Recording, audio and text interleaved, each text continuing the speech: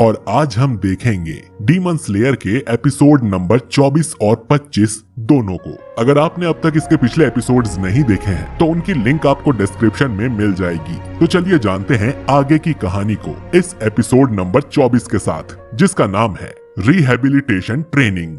कहानी में अब तक तांजीरो और नेजुको डीमन स्लेयर कॉर्प्स के मास्टर से मिलते हैं, जहां उनकी मुलाकात सभी हाशिरा से भी होती है। मास्टर तांजीरो और नेजुको को एक साथ ट्रेवल करके दुनिया को बचाने की परमिशन दे देते हैं, जिसमें उन्हें उरोकोडाकी और गियू ने मदद की होती है। फिर दोनों को शिनोबू अपने साथ बटरफ्लाई मैंशन ले आती है, जहां तांजीरो को जेनित्सु और इनोसुके भी मिल जाते हैं। अब एपिसोड में फ्लेम हाशिरा रेंगोकू अपने अगले मिशन पर जा रहा होता है, जिसमें उसकी मुलाकात हाई लेवल के 12 किजुकी से हो सकती थी। शिनोबू उसे ऑल द बेस्ट कहती है और बोलती है कि अगर तुम वहां जा रहे हो तो मुझे कोई टेंशन नहीं है। रेंगोकू फिर वहां से चला जाता है। अगले दिन जेनित्सु फिर वही दवाई खाने के चक्कर में रो रहा होता है और वहां की हेड केयर टेकर ओई उस पर गुस्सा करती रहती है। वो फिर तांजीरो के पास दवाई लेकर आती है, जिस पर तांजीरो उसे चुपचाप पी जाता है और जेनित्सु को लगता है कि उसे कोई अच्छी दवाई पिलाई जा रही है।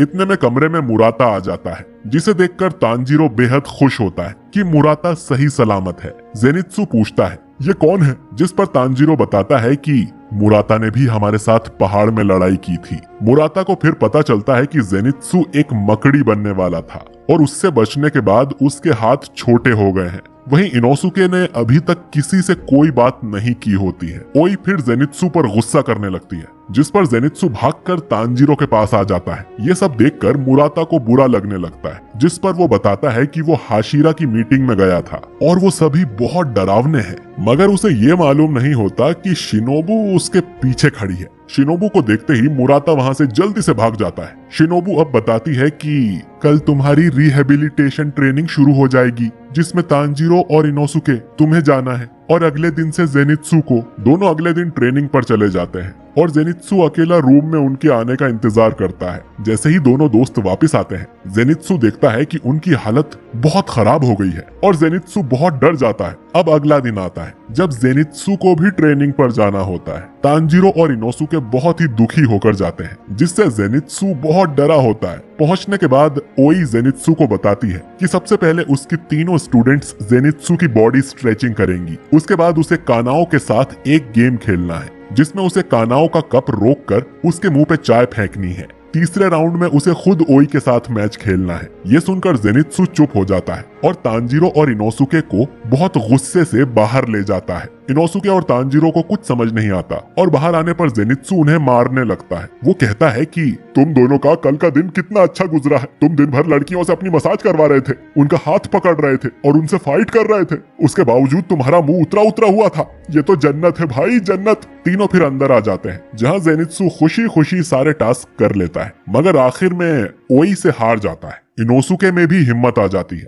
और वो सभी राउंड जीत जाता है। मगर वो तीनों कितनी भी कोशिश कर लें, कभी भी कानाओ से कप वाला राउंड नहीं जीत पाते थे, बल्कि ये तीनों कानाओ को छू तक भी नहीं पा रहे थे। ऐसे ही कुछ दिन बीते और इनोसुके और जेनित्सु ने ट्रेनिंग पर आना बंद कर दिया। एक रात तांजीरो अपनी ट्रेनिंग खत्म करके अपने रूम में जा रहा होता है। वो सोचता है कि कानाओ में भी वो बात है जो हाशिरा में है, उसे हराना बहुत मुश्किल है। तभी उसे पीछे से ओई की स्टूडेंट आवाज लगाती है और उसे रोककर टॉवेल देती है। वो पूछती है क्या तांजीरो भी पूरा दिन और पूरी रात टोटल कंसंट्रेशन ब्रीदिंग इस्तेमाल करता है?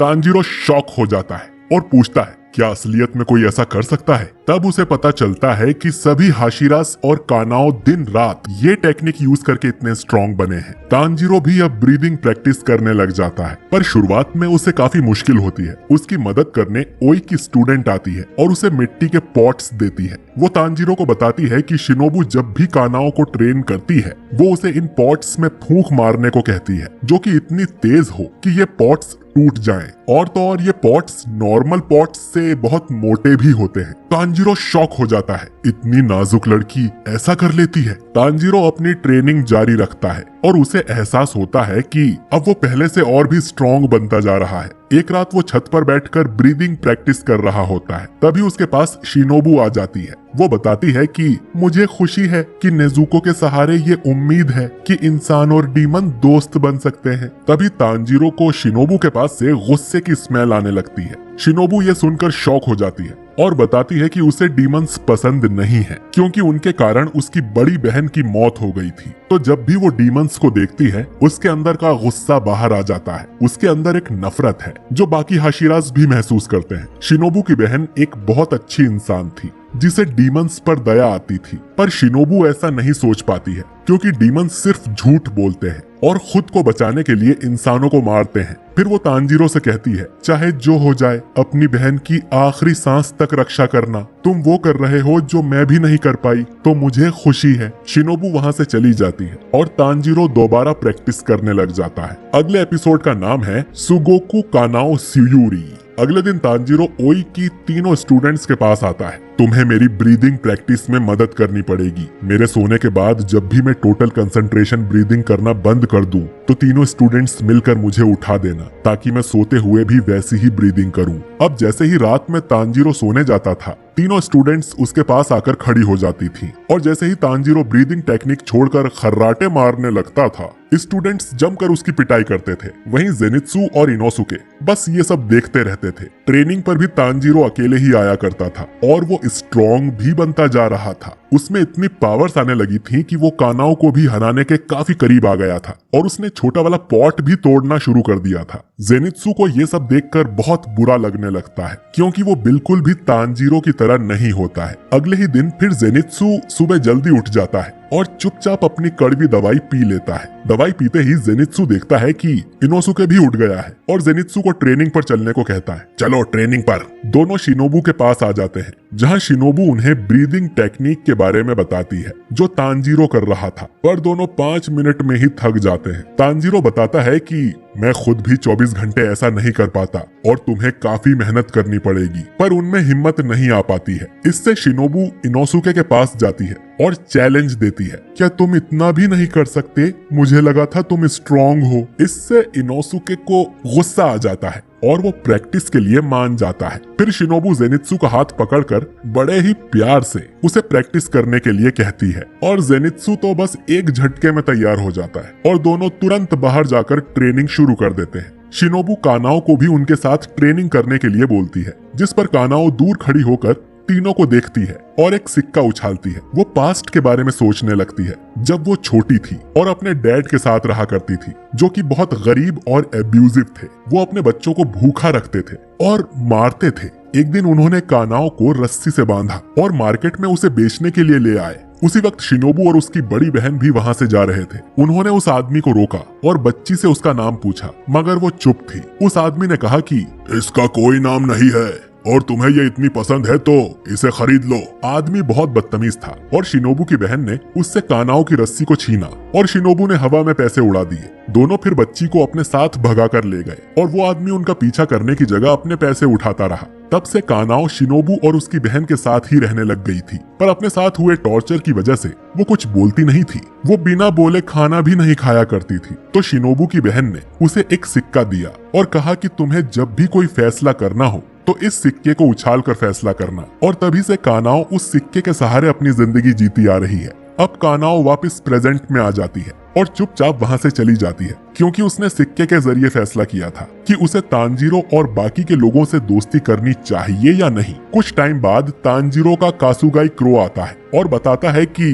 तुम्हारी नई तलवार आ रही है। तांजीरो खुश हो जाता है और इनोसुके को लेकर अपनी तलवार लेने बाहर आ जाता है। उसे बिल्कुल भी अंदाजा नहीं होता है कि हैगेनजुका, जिसने तांजीरो की तलवार बनाई थी, वो बेहद गुस्से में है, क्योंकि तांजीरो ने उसकी बनाई तलवार तोड़ दी और वो आते ही तांजीरो पर चाकू से वार करने लग जाता है। तांजीरो बच जाता है, लेकिन उसे काफी मार खानी पड़ती है। हैगेनजुका के साथ एक और आदमी आया होता है, जिसने इनोसुके की तलवार बनाई है। वो बताता है कि हैगेनजुका को अपनी तलवारों से बहुत प्यार है, इसीलिए वो गुस्सा हो जाता है। इनोसुके को फिर उसकी 2 तलवारें मिल जाती हैं। वो फिर चुपचाप बाहर आ जाता है और एक अच्छा सा पत्थर देखकर वो अपनी दोनों तलवारों में छेद करने लग जाता है। ये देखकर हेगेनजुका के दोस्त को भी अब गुस्सा आ जाता है और वो इनोसुके को मारने जाता है, पर तांजीरो उसे जैसे तैसे रोक लेता है। इधर इनोसुके उन तलवारों को पत्थर से पीट पीट कर अपनी पहली वाली तलवारों की तरह बना लेता है और खुश हो जाता है। रात में तांजीरो के सोने के बाद तीनों बहनें उसके पास आती हैं और देखती हैं कि तांजीरो सोते टाइम भी अब ब्रीदिंग टेक्निक ही इस्तेमाल करने लगा है। वो इतना स्ट्रॉन्ग बन चुका है कि आखिरकार कानाओ को पकड़ लेता है और कप वाले गेम में भी उसे हरा देता है। पर वो कानाओ के मुंह पर चाय फेंकने की जगह कप उसके सिर पर रख देता है और बहुत खुश रहता है। जेनित्सु और इनोसुके उसे देखकर जोश में आ जाते हैं और जमकर प्रैक्टिस शुरू कर देते हैं। कई दिनों बाद तांजीरो शिनोबू के पास चेकअप करवाने आता है और शिनोबू बताती है कि वो अब बिल्कुल ठीक है। तांजीरो फिर शिनोबू से हिनोकामी कागुरा के बारे में पूछता है, मगर शिनोबू ने ये चीज कभी नहीं सुनी होती है। फिर तांजीरो उससे फायर ब्रीदिंग के बारे में पूछता है, पर उस बारे में भी शिनोबू कुछ नहीं जानती। पर वो कहती है फ्लेम हाशिरा रेंगोकू को इस बारे में जरूर पता होगा, तो तुम उससे मिलकर इस बारे में पूछ लेना। तांजीरो वहाँ से निकलकर नेजुको के पास आ जाता है और देखता है कि वो अभी तक सो रही है। तांजीरो उसके पास बैठ जाता है और कहता है, मैं जानता हूँ तुम सोकर खुद को एनर्जी देती हो, मगर जब तुम नहीं उठती ना तो मैं डर जाता हूँ। तांजीरो फिर कहता है कि तुम्हें वापस इंसान बनाने के लिए मुझे बड़े डीमंस से लड़ना ही पड़ेगा और वो दोनों भी मेरे साथ हैं, तो मुझे हिम्मत मिलती है। फिर तांजीरो मन में सोचता है, क्या मैं ये कर पाऊंगा? तभी उसे नेजुको की आवाज आती है, मैं जानती हूँ आप कर लोगे बड़े भैया। तांजीरो पीछे मुड़ता है पर देखता है कि नेजुको तो सो रही है। तांजीरो उसे फिर थैंक्स कह देता है। वहीं दूसरी तरफ एक ट्रेन में नया डीमन आया होता है जो लोगों को खाते जाता है और ये एपिसोड यहीं पर एंड हो जाता है। दोस्तों, अगला एपिसोड सीजन 1 का आखिरी एपिसोड होगा जिसके साथ मुगान ट्रेन आर्क शुरू हो जाएगा, तो उसे बिल्कुल भी मिस मत करिएगा। वीडियो अच्छा लगा है तो इसे लाइक करिए, दोस्तों से शेयर करिए और कमेंट करके बताइए कि आपको ये एपिसोड्स कैसे लगे। मैं मिलता हूँ आपसे अगले वीडियो में, और अगर आपने हमारे चैनल लेंड को सब्सक्राइब नहीं किया है तो सब्सक्राइब करके बेल आइकन जरूर दबाइए ताकि हमारा कोई भी एपिसोड आपसे मिस ना हो। मिलता हूँ आपसे अगले वीडियो में।